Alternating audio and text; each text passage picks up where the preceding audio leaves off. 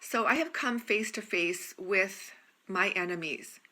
And now that I live here in Minnesota, I find that my enemies are here with me, living in my community every single day. And I am talking about the Marxist counterstate and jihadi alliance, the unholy alliance.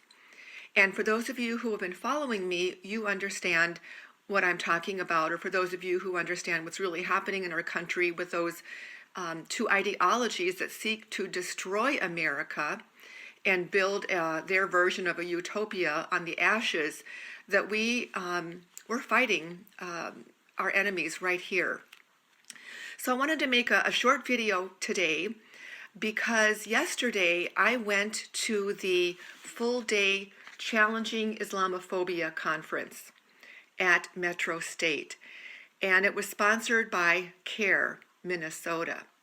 And for those of you who have been doing your own research, your own independent research, you will know that there is evidence to support the fact that CARE is Hamas, a Muslim Brotherhood group. CARE is a front group for the Muslim Brotherhood that is operating relentlessly here in the United States. Why they are not designated as a terrorist organization, because there is so much evidence to support that, is really beyond me, and that could be a great discussion for another time. But the Marxist counterstate and the jihadis have that unholy alliance, and they have been burrowing here in our institutions, in our state, for decades. You might know that there was a number of Red Finns, communists, that came over from Finland in the turn of the century, and they settled in the Iron Range in northern Minnesota. These are hardcore avowed communists, and they organized, they had their day job, but they were busy organizing to recruit members for the Communist Party and indoctrinate people.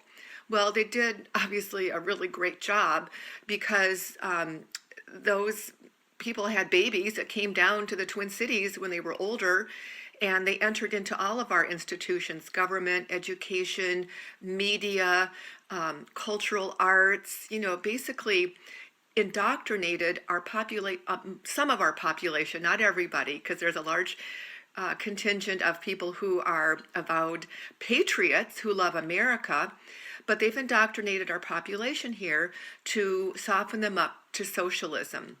And that's really one of the reasons why the Muslim Brotherhood chose Minnesota as a place to infiltrate in the 1960s, 1970s, to become allies with the Marxists, because they both have an ideology which seeks to destroy our institutions and pry us away from our moral fiber. And that's one of the reasons people ask me why Minnesota is so far left, so progressive. Well, our population has been indoctrinated for a long time. So it's been an indoctrination process that I've been aware of, and I see it play out here every day. So the Marxists, the progressives, if you will, far left, have been aligning with the jihadis and teaching and training them how to get elected, which is why we have now Keith Ellison and Ilhan Omar in positions of power. So that's a little short synopsis of how we've come to this place in our state. Yesterday, I feel, was the watershed moment when Minnesota officially, in my mind, became a Sharia state. Not only do we have this full day conference here, sponsored by CARE, a Muslim Brotherhood front group, but they also had Governor Tim Walz, Marxist Tim Walz, as a keynote speaker at the beginning of the conference. And he told us that he has created 3 human rights organizations, or government entities, in outstate Minnesota to combat Islamophobia. But for those of you who understand Sharia and understand what Islamic blasphemy laws are, you will know that that really is going to be a hub for a central place for people to report on people who tell the truth about Islam. And we do have a large group of people here who are knowledgeable, who understand Sharia, and understand that Sharia is antithetical to our United States Constitution. You can't be adhering to Sharia and the Constitution at the same time when you're a Muslim. That is just, if you're a practicing Muslim, that is not possible, because the Constitution is a set of man-made laws, and Sharia is the Islamic doctrine, the laws that Allah set out. And that's a totalitarian ideology. It's a complete way of life. So, of course, we have people like Keith Ellison and Ilhan Omar taking their oath of office on the Quran, which basically means that they are adhering to Sharia and not the Constitution. So yesterday I spent the day in this conference. It was fully packed, and I will report on it in depth a little bit in another video. But just to give you an idea of some of the sessions, we have the morning plenary, the Islamophobia industry. The Islamophobia industry, according to them, is an outgrowth of and fully funded by white nationalists and white supremacists. If I was playing a drinking game where the term white nationalist or white supremacist would be the time when I would take a drink, I probably would have been in detox by 10 o'clock in the morning, because that was the central theme of most of the day.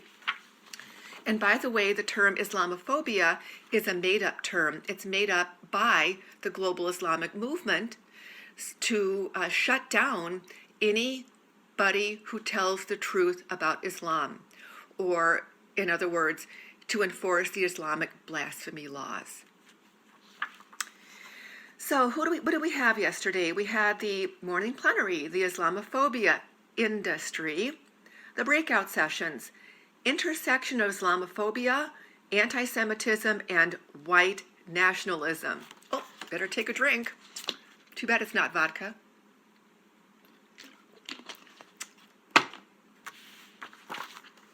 Then we had the session Challenging Islamophobia in Greater Minnesota, because there's pockets of Muslims all over Minnesota, but particularly now in a lot of the outstate areas, because they're building their Sharia coalition. And by the way, the 3 cities where Governor Walz is going to be building his human rights organization are Bemidji, Duluth, and Worthington. I mean, have you heard of them if you don't live in Minnesota? Welcome to my world. Practical ways of challenging Islamophobia, impacts of restorative justice, mental health, and Islamophobia. The Muslim women's role in challenging Islamophobia. And then we had the afternoon plenary, the impact of Islamophobia and hate.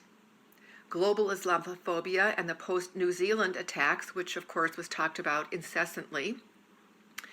Interfaith response to countering Islamophobia.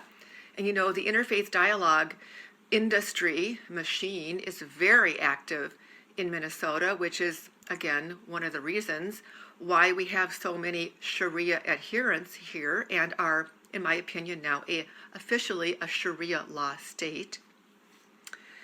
Practical ways of challenging Islamophobia again. Challenging Islamophobia in our schools and changing the narratives, which is basically the Islamic indoctrination of our children. They're pushing Islam down the throats of our children. Our children are being indoctrinated into Islam. More on that another time. Islamophobia and national/local policies. So there you have it. Now, yes, I took notes. I have 15 pages of notes. I have audio recordings, which I will be transcribing, and I will be sharing some of that with you so that you understand what we are dealing with here in Minnesota.